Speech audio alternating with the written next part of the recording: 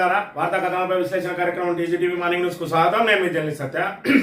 ముందుగా రాష్ట్రంలో జరుగుతున్న రాజకీయ పరిణామాలను కనుక పరిశీలించినట్లయితే, కోర్టు ఆదేశాలతోటి స్థానిక సంస్థల ఎన్నికలు నిర్వహించక తప్పని పరిస్థితి ఏర్పడ్డ ప్రభుత్వం బీసీలను అడ్డంగా మరోసారి మోసం చేసేందుకు ప్రయత్నాలు చేస్తామని మోసం చేయడానికి దానిలో భాగంగా జీవో ఇచ్చి చూద్దాం, వేడుక చూద్దామన్న చందంగా తయారైంది.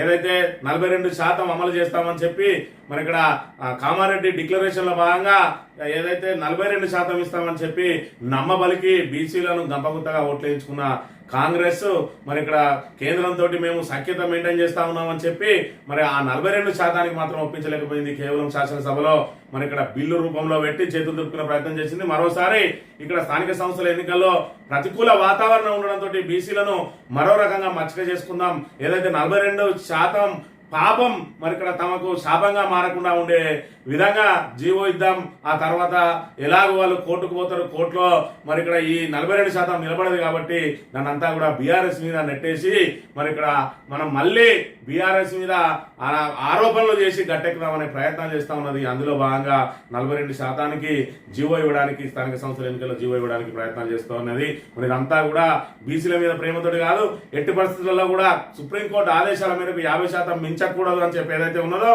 దానికి సంబంధించి అనుగుణంగా మరి ఏదైతే చట్ట సవరణ చేయాల్సి ఉన్నది, ఆ చట్ట సవరణ చేయడంలో విఫలమైనటువంటి మరి ఇక్కడ కేంద్రాన్ని ఒప్పించడంలో విఫలమైన రేవంత్ సర్కార్ ఈ రోజు మళ్ళీ బీసీలతోటి డ్రామాలు ఆడబోతున్న విషయాన్ని మనం ఇక్కడ ప్రధానంగా గమనించవచ్చు. మరోవైపు చూసుకున్నట్టయితే 18 నెలల నుంచి ఎలాంటి మెయింటెనెన్స్ లేకుండా గత ప్రభుత్వం ఏదైతే మెయింటెనెన్స్ ల కోసం నిధులను మంజూరు చేసిందో ఆ నిధులను విడుదల చేయకపోవడంతో ఒకవైపు జూరాల, మరోవైపు మంజీరా మరి ఇక్కడ ప్రాజెక్టుల పరిస్థితి మరి ఇక్కడ ప్రమాదకరంగా మారింది. అయినప్పటికీ కూడా ప్రభుత్వం ఇంకా ముద్రనిద్రను వేయడం లేదు. మరోవైపు ఫిబ్రవరిలోనే ఏదైతే జూరాలకు సంబంధించిన గేట్ల ఐరన్ రోప్స్ ను మార్చాలని చెప్పి నివేదిక ఇచ్చినప్పటికీ కూడా మరి ఇక్కడ ఏదైతే సమ్మర్ లో ఏదైతే మరమ్మతులు చేయాల్సిందని ఇక్కడ వర్షాకాలం వచ్చినా కూడా ఇప్పటి వరకు మరి ఏదైతే మరమ్మతులు చేపట్టకుండా మరి ఇక్కడ ప్రజల ప్రాణాలతోటి చెలగాట మాడుతా ఉన్నది. మరి ఇక్కడ ఒకవైపు ఇప్పటి వరకు ప్రభుత్వం ఏర్పడ్డప్పటి నుంచి ఒక ఇటుక కూడా వెరచలేదు, ఒక నూతన నిర్మాణం చేపట్టలేదు, ఒక నూతన పథకం అమలు చేయలేదు. కానీ 1,70,000 కోట్ల అప్పును మాత్రం తెలంగాణ ప్రజలు నెత్తిన రుద్ది ఇక్కడ ఇంకా గత ప్రభుత్వం చేసిన అప్పులకే వడ్డీలు కడతా ఉన్నామని చెప్పి మరి 70,000 కోట్లు కూడా ఇప్పటి వరకు అప్పులు చెల్లించకుండా మరి ఈ 1,70,000 కోట్లు అప్పు చేసి ఏం చేసిన అనే దానికి మాత్రం ప్రభుత్వం దగ్గర సమాధానం లేదు. ముందుగా వార్తా కథనాలను పరిశీలించినట్లయితే, నమస్తే తెలంగాణలో నిన్న జూరాల, నేడు మంజీరా డ్యాముల్లో డ్యామేజీ, నిధులు ఇవ్వకపోవడంతో జరిగిన మరమ్మతులు, అత్యవసర పనులపైన దృష్టి సారించిన ప్రభుత్వం ఇప్పటికీ పూర్తిగాని నిరుటి వరద నష్టం పనులు 923 పనులకు పూర్తయినాయి, కేవలం 190 మాత్రమే. మంజీరా బరాదిలో దెబ్బతిన్న ఆఫ్రాన్ డ్యామ్ సేఫ్టీ అథారిటీ వెళ్ళని ఆఫ్రాన్ దెబ్బతిన్నట మంజీరా బరాదిలో మరి వీళ్ళు ఏదైతే ఇప్పటి వరకు కాళేశ్వరం మీద కుట్రలవన్నీ కాళేశ్వరంలో మరి ఇక్కడ అన్నారం కొట్టుకుపోయింది, సుందిలే కొట్టుకుపోయింది అని చెప్పి ఏదైతే దుష్ప్రచారం చేస్తా ఉన్నారో, అన్నారం సుందిలే కాదు, ఇక ఇక్కడ చూసుకున్నట్టయితే మంజీరా బరాదిలో ఆఫ్రాన్ దెబ్బతిన్నదట. రాబోయే రోజులలో దాని చుట్టూ కూడా మరి ఏదైతే తుమ్మలు మరి ఇక్కడ ఏదైతే పెద్ద అడవిలా పెరిగి ఉండడంతో దాన్ని ఏ విధంగా దాని పరిశీలనకే మరి ఇక్కడ దానికి సంబంధించి పరిశీలించడానికి కూడా వీలు కలగలేదట. ముందుగా తుమ్మలన్నింటినీ కూడా తొలగించి మంజీరా బ్యారేజ్ కు తక్షణ మరమ్మతులు చేపట్టారు. అదేవిధంగా జూరాలకు సంబంధించి మరి ఇక్కడ ప్రమాదకరంగా మారింది. మరి ఆ జూరాలలో ఇప్పటికే మరి ఇక్కడ ఇప్పటి వరకు 20-30 సంవత్సరాల నుంచి రానంత వరద వచ్చిందని చెప్పి మరి ఇక్కడ గతంలో చూసినాం. అయినప్పటికీ కూడా ఇంకా దాని మీద మీనమేషాలు లెక్క పెట్టడం మరి ఇక్కడ ప్రభుత్వానికి ఎంత మాత్రం తగ్గదు. దిగువనున్న ప్రాంతాలు మరి ఇక్కడ లోతాటు ప్రాంతాలు ఏవైతే ఉన్నాయో వాటన్నిటి కూడా ప్రమాదం ఉన్నది. కాబట్టి మరి ఇప్పటికైనా తక్షణం మరమ్మతులు చేపట్టాల్సిన అవసరం ఉన్నది. ఇంకా కూడా ప్రభుత్వం మరి ఇక్కడ తక్షణం స్పందించాల్సింది పోయి ఇప్పటి వరకు ప్రభుత్వం ఇంకా ముద్రనిద్రపోతున్న పరిస్థితిని కూడా మనం ఇక్కడ గమనించాలి. ప్రాజెక్టులపై సర్కారు ముద్రనిద్ర, రిజర్వాయర్ల నిర్వహణలో ఘోర వైఫల్యం, జూరాల మంజీరా మరమ్మతుల నిర్లక్ష్యం ప్రభుత్వ దుర్మార్గానికి ఇది నిదర్శనం అంటున్నటువంటి మరి ఇక్కడ కేటీఆర్. అదేవిధంగా రేవంత్ తీరుతో సాగు సంక్షోభం, సర్కారు నిర్లక్ష్యంతో ప్రాజెక్టులు ప్రశ్నార్థకం, నాటి మేడిగడ్డ బరాజుపై కాంగ్రెస్ దుష్ప్రచారం, ఇకనైనా మేల్కొనపోతే రాష్ట్రానికి తీవ్ర నష్టం, ఆనాడు రావాల్సిన నష్టం వచ్చేసింది. మరి ఇక్కడ ఏదైతే కాంగ్రెస్ ప్రభుత్వాన్ని తీసుకొచ్చి మరి తెలంగాణ ప్రజలు నెత్తిన పెట్టుకున్నారో మరి ఇక్కడ ఎవరికి పోయి వాళ్ళే తవ్వుకున్నట్టుగా మారింది. ఇలా చూసుకున్నట్టయితే మరి ఇక్కడ ఏదైతే ఒక పద్ధతి ప్రకారం, క్రమశిక్షణ ప్రకారం మరి ఇక్కడ తెలంగాణను మరి ఇక్కడ ఏదైతే భారతదేశంలో మిగతా రాష్ట్రాలన్నింటికి ధీటుగా అభివృద్ధి చేస్తున్న తరుణంలో మరి ఇక్కడ శకునిలా అడ్డం పడ్డది ఇవాళ కాంగ్రెస్ పార్టీ, కాంగ్రెస్ ప్రభుత్వం వచ్చి ఇవాళ అభివృద్ధికి అడ్డుకట్ట వేసిన అంశాన్ని కూడా మనం ఇక్కడ ప్రధానంగా గమనించాలి. 630 చెరువులు, 269 మేజర్ ప్రాజెక్టులు, major lift scheme 1, 8 IDC lift స్కీములు, 913 మొత్తం దెబ్బతిన్నాయి. ఇప్పటి వరకు పూర్తి చేసిన పనులు 190, 450 తాత్కాలిక రిపేర్లు చేసినవి. ఇప్పటికీ పనులు చేపట్టాల్సినవి 378. 2024 నుంచి 2025 మే వరకు మరి ఇక్కడ వరదలతో దెబ్బతిన్న వల్ల మొత్తంగా 913 దెబ్బతింటే ఇప్పటి వరకు 190 మాత్రమే పనులు పూర్తి చేసి 450ని తాత్కాలిక మరమ్మతులు చేసి 378కి ఇప్పటి వరకు కూడా ఇంకా దాని మీద పనులు చేపట్టలేదనే విషయాన్ని మరి ఇక్కడ ప్రస్ఫుటంగా కనబడుతున్న అంశాన్ని కూడా మనం చూడాలి. జీవో ఇద్దాం, డ్రామా చూద్దాం. 42 బీసీ రిజర్వేషన్లపై ఉత్తర్వులు ఇవ్వాలని ప్రభుత్వ నిర్ణయం. అసెంబ్లీలో ఆమోదించిన బిల్లుల ఆధారంగా ఇచ్చేందుకు కసరత్తు. న్యాయపరంగా ఈ ఉత్తర్వులు నిలబడమని తెలిసినా ముందుకే ఎవరు కోర్టుకు వెళ్ళినా బీఆర్ఎస్ వైపే వేలెత్తి చూపాలని ప్రణాళిక. ఇక్కడ దాగున్నది కుట్ర. బీసీల పట్ల నిజంగానే కనుక కాంగ్రెస్ కు చిత్తశుద్ధి ఉంటే ఇన్నిసార్లు రేవంత్ రెడ్డి వెళ్ళిండు. ఏ ఒక్క రోజైనా బీసీల రిజర్వేషన్ల గురించి ప్రధానమంత్రితో గానీ లేదంటే సంబంధిత మంత్రితో గానీ మాట్లాడిన దాఖలాలు లేవు.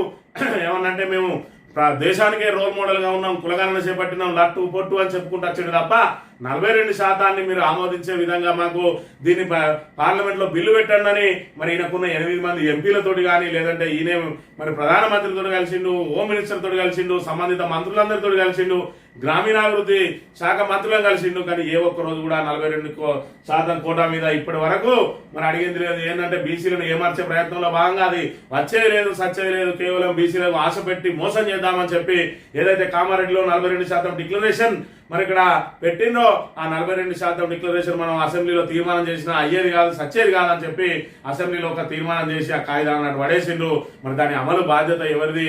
మరి ఇక్కడ హామీ ఇచ్చింది ఎవరు అని అంటే స్థానిక సంస్థల ఎన్నికలు నిర్వహించాలి. ఇప్పటికే సంవత్సరంన్నర నుంచి స్థానిక సంస్థల ఎన్నికలు నిర్వహించకుండా మీనమేషాలు లెక్క పెడుతొస్తున్నది ప్రభుత్వం. అయినప్పటికీ ఇప్పుడు కోర్టు ఆదేశంతో మరి ఇక్కడ నిర్వహించక తప్పని దుస్థితి ఏర్పడంతో బీసీలు ఎక్కడ తిరగబడతారని ఇప్పటికే రైతులు తిరగబడతా ఉన్నారు, అదేవిధంగా విద్యార్థులు తిరగబడతా ఉన్నారు, నిరుద్యోగులు తిరగబడతా ఉన్నారు, ఉద్యోగులు తిరగబడతా ఉన్నారు, కార్మికులు, కర్షకులు, ఆటో డ్రైవర్లు, గిగ్ వర్కర్లు అందరూ కూడా ఏ ఒక్కరు కూడా వీళ్ళ పరిపాలన పట్ల సంతృప్తిగా లేరు. దాంతో మరి బీసీలు తిరగబడితే మనకు డిపాజిట్లు గల్లంతైతే అని చెప్పి బీసీలను మళ్ళోసారి ఏమార్చే కుట్రలో భాగంగా మరి ఇక్కడ జీవో తీస్తారట. ఆ జీవో ద్వారా రిజర్వేషన్ అమలు చేయిస్తావా అంటే ఎవరో ఒకరు కోర్టుకు పోతారు. ఆ కోర్టుకు బీఆర్ఎస్ఏ పంపింది అని చెప్పి మరి ఇక్కడ బురద జల్లే కార్యక్రమం చేసి ఆ బురదలో బండేసుకుని దాటే ప్రయత్నం చేస్తా ఉన్నది కాంగ్రెస్ ప్రభుత్వం అనే విషయాన్ని మనం ఇక్కడ ప్రధానంగా గమనించాలి. సాక్షి దినపత్రిక విషయానికి వస్తే ఐఏఎంసీకి భూకేటాయింపు చెల్లెదట. కంపెనీల చట్టం కింద నమోదు గాని సంస్థకు ప్రభుత్వం నుంచి ఉచిత భూమి పొందే అర్హత లేదు. ఐఏఎంసీకి భూకేటాయింపై దాఖలైన పిల్లపై హైకోర్టు ధర్మాసనం కీలక తీర్పు అని చెప్పి ఐఏఎంసీకి సంబంధించి ఏదైతే మరి దీనికి సంబంధించి international arbitration and mediation centre అని చెప్పి ఒక సంస్థకు గత ప్రభుత్వం ఏదైతే భూమి ఇచ్చిందో ఆ భూమి చెల్లదు అని చెప్పి 3 ఎకరాల 7 గుంటల భూమిని మళ్ళీ రిటర్న్ తీసుకుని దానికి సంబంధించిన జీవోను కొట్టేసిందని చెప్పి దీని వార్త ప్రచురించింది. అదేవిధంగా ఇంజనీరింగ్ కౌన్సిలింగ్ ఎట్టకేలకు ప్రారంభం కాబోతా ఉన్నది. నేటి నుంచి ఆగస్టు 23 వరకు 3 విడతల్లో మరి ఇక్కడ కౌన్సిలింగ్ చేస్తామన్నమాట. ఈసారి కొత్తగా మాక్ కౌన్సిలింగ్ కు 176 ఇంజనీరింగ్ కాలేజీలు కొత్తగా పాలమూరు శాతవాన హెల్త్ సైన్సెస్ కాలేజీలకు సంబంధించి వాటికి కూడా ఈసారి కౌన్సిలింగ్ నిర్వహించబోతా ఉన్నారు. మరి ఇక్కడ ఎట్టకేలకు ముఖ్యమంత్రి జోక్యంతో అని స్పెషల్ గా చెప్పాల్సిన అవసరం లేదు. ఎందుకంటే ముఖ్యమంత్రి దానికి సంబంధిత శాఖ మంత్రి, విద్యాశాఖ కూడా ఆయనే మంత్రి, సాంకేతిక విద్య కూడా ఆయనే మంత్రి. కాబట్టి మరి ఇక్కడ ముఖ్యమంత్రి జోక్యం చేసుకునే వరకు కూడా మరి ఇక్కడ అంటే కింది అధికారులు ముద్రిపోతున్నారు. యథా రాజా తదా ప్రజ అన్నట్టు మరి రేవంత్ రెడ్డి ఎట్లా ఉన్నారో కింద అధికారుల పరిస్థితి కూడా అదే విధంగా ఉన్నదనే విషయాన్ని కూడా మనం ఇక్కడ చూడవచ్చు. వివస్త్రం చేసి జననాంగంలో జీడిపోసి వివాహితర సంబంధం పెట్టుకుందన్న కారణంతో వివాహితను చితకబాదిన గ్రామస్తులు. హన్మకొండ జిల్లాలో ఆలస్యంగా వెలుగులోకి వచ్చిన అమానవీయ ఘటన.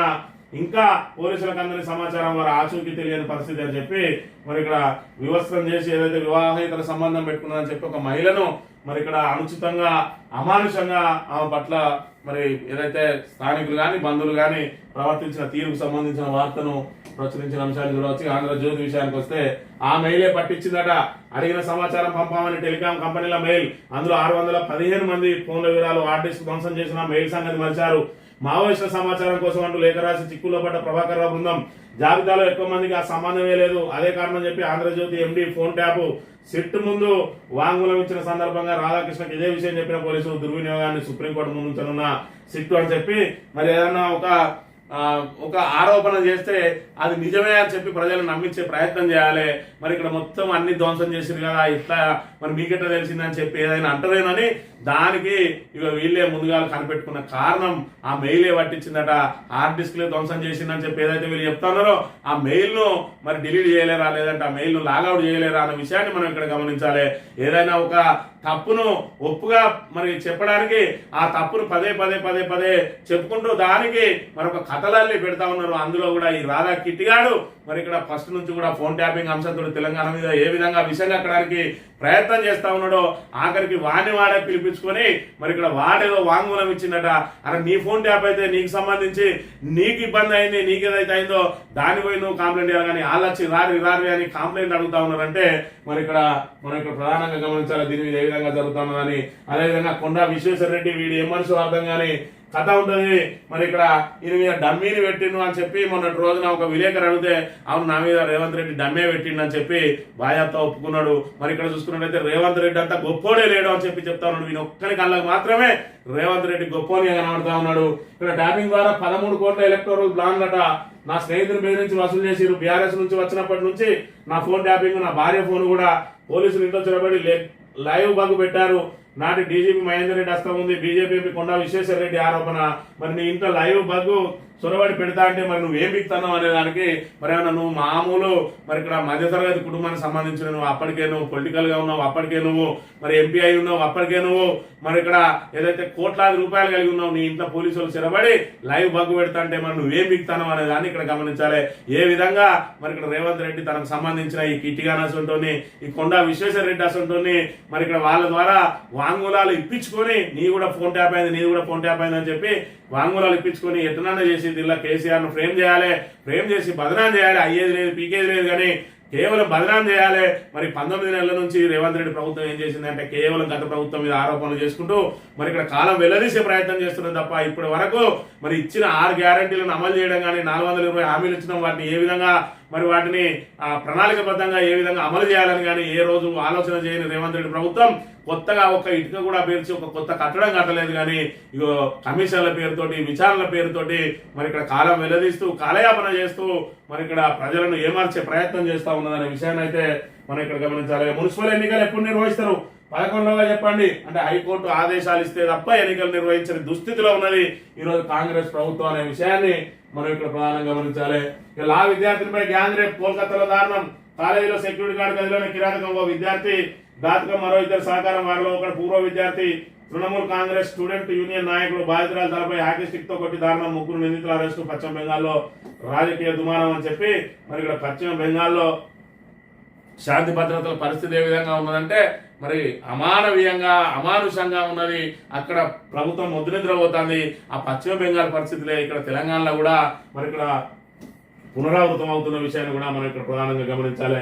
ఇక వారంలోనే ఆత్మీయ భరోసాట 261 కోట్ల విడుదలకు సర్కార్ కసరత్తు. గతంలో 83,887 మంది కూలీలకే ఆర్థిక సాయం. మిగిలిన 4,35,304 మందికి ఇప్పుడు చెల్లింపులు. బిల్లులు సమర్పించిన గ్రామీణాభివృద్ధి శాఖ.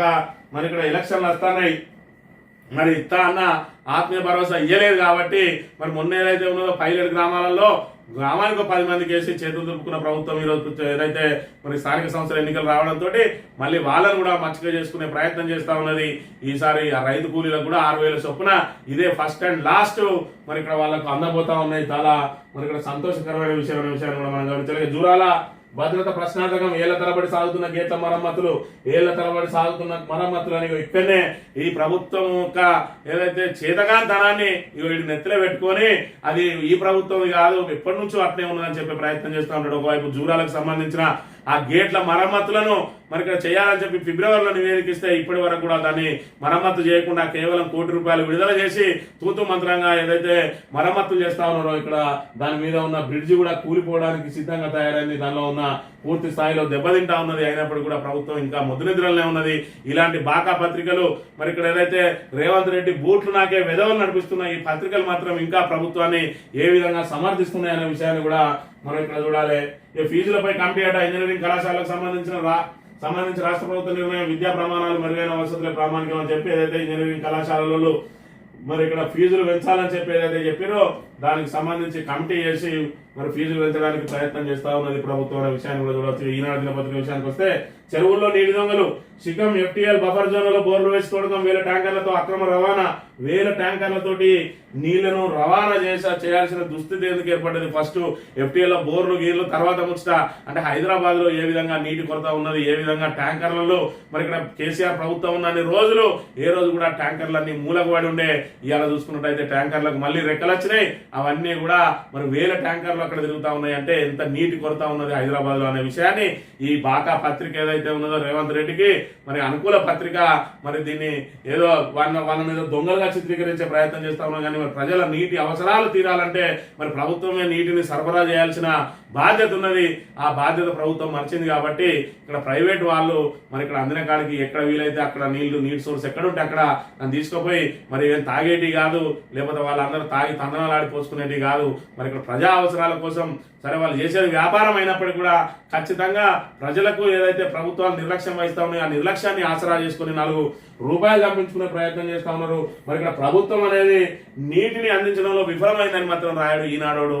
ఎందుకంటే మరి ఇది కూడా రేవంత్ రెడ్డి బూట్లు నాకే పత్రికనే కాబట్టి మరి ఇక్కడ ఏదైనా వీళ్ళు ఎదుటి వాళ్ళ మీద అభండాలు వేసి తప్పుకునే ప్రయత్నం చేస్తారనే విషయాన్ని మనం ఇక్కడ ప్రధానంగా గమనించాలి. ఏది ఏమైనా కూడా రాష్ట్ర ప్రభుత్వం ద్వారా సబ్బన్న వర్గాలు ఏ విధంగా ఇబ్బందులు పడతా ఉన్నాయి. ఈ బాకా పత్రికలు మరి ఇక్కడ ప్రభుత్వాన్ని నెత్తిలో పెట్టుకునే ప్రయత్నం చేసిన ప్రభుత్వాన్ని మరి ఇక్కడ వాళ్ళ మీద మరి విమర్శలు రాకుండా చూద్దామని ఏదైతే ప్రయత్నం చేస్తా ఉన్నారో అవన్నిటి కూడా 18 నెలల నుంచి వీళ్ళ అస్తవ్యస్త పరిపాలన కారణంగానే ఇక్కడ ప్రజలందరూ కూడా ఇబ్బందులు పడతా ఉన్నారు. ప్రాజెక్టులకు కూడా ముప్పు ఏర్పడ్డది. మరి ఇక్కడ మరమ్మతులు చేయాల్సిన నాటినేమో మరి ఇక్కడ కుట్రలు అన్ని కాళేశ్వరం లాంటి ప్రాజెక్టును మరి ఇక్కడ దాని మీద బురద జల్లి మరి గోదావరిని ఎడారిగా చేస్తా ఉన్నారు. జూరాల లాంటి మరి ప్రాజెక్టు మీద కూడా ఏదంటే కృష్ణాకు సంబంధించి అతిపెద్ద ప్రాజెక్టు కృష్ణా నది మీద ఉన్నటువంటి జూరాల తెలంగాణకు దాని మీద కూడా నిర్లక్ష్యం వహిస్తా ఉన్నారు. మరోవైపు మంజీరా తాగునీరు అందించే జంటనారాలకు దాంతోపాటు చుట్టుపక్కల గ్రామాలకు కూడా మన తాగునీరు అందించే మంజీరా మీద కూడా నిర్లక్ష్యం వహిస్తా ఉన్నారు. మరి ఇక్కడ ప్రాజెక్టుల ఏదైతే వాటి ప్రభావం దెబ్బతినే అవకాశం ఉన్నది, ప్రాజెక్టులు పూర్తిగా దెబ్బతినే అవకాశం ఉన్నది. ఇప్పటికైనా మరి ఇక్కడ ఏదైతే నీటిపారుదల శాఖ మంత్రి ఉత్తమ్ కుమార్ రెడ్డి ఉన్నాడు, అదేవిధంగా ముఖ్యమంత్రి ఇద్దరు కూడా దాని మీద దృష్టి సారించకపోతే రాబోయే రోజులలో తెలంగాణకు తీరని అన్యాయం జరిగే అవకాశం ఉన్నది. వీటన్నిటి కూడా కారణం మరి అసమర్థ కాంగ్రెస్ ను తీసుకొచ్చి మనం నెత్తులు పెట్టుకోవడమే దీనికి ప్రధాన కారణం. కాబట్టి ఎన్నికలు ఎప్పుడొచ్చినా కాంగ్రెస్ కు బుద్ధి చెప్పాలి. కాంగ్రెస్ కు బుద్ధి చెప్పినప్పుడే తెలంగాణ బాగుపడుతుంది అనే విషయాన్ని గమనించాలని కోరుతూ ఇది రోజు మార్నింగ్ న్యూస్ తిరిగి వెళ్దాం. Thank you very much.